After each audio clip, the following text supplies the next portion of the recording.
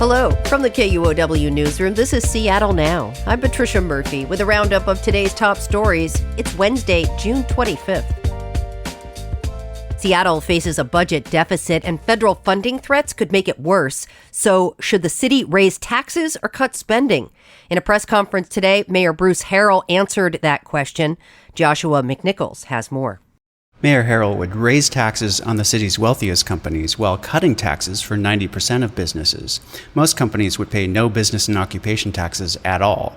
Harrell credited Councilmember Alexis Mercedes Rink for building support for the idea. He said it could raise $90 million and still be business-friendly. Meanwhile, the city has also cut costs by freezing non-essential travel, pausing tech upgrades, and eliminating vacant jobs. The new tax plan needs approval from the city council, then voters will decide on it in the fall election. So far, reactions are mixed. John Scholes heads the Downtown Seattle Association. He called the proposal boneheaded.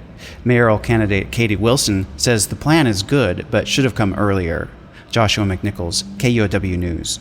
Also on our economy beat, state forecasters are projecting slow economic growth in the coming years. Economists with the State Revenue Council say much of the forecast hinges on what happens with tariffs and global conflict.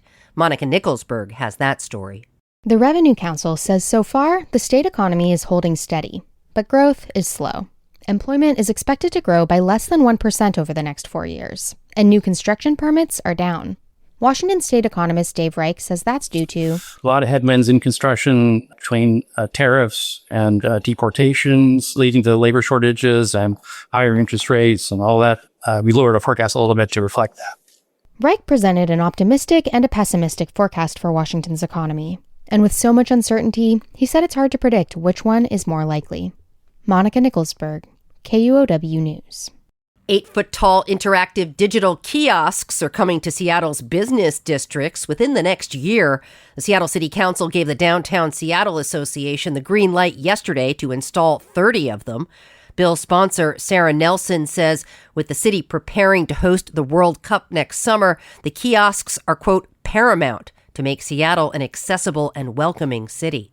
And so these will be visible resources on city blocks that will help people to locate interesting places to go and also public transit that's live and in many different languages. Users can also access free Wi-Fi and information about emergency services, but critics say the kiosks' technology expands surveillance without limits, and clear rules to prevent data harvesting are still needed.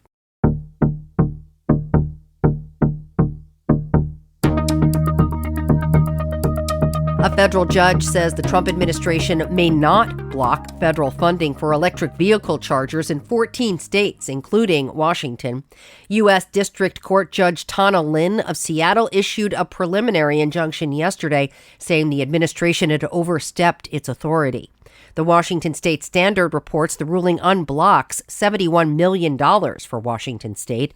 The funding for EV charging was included in the bipartisan infrastructure bill signed by President Biden in 2021.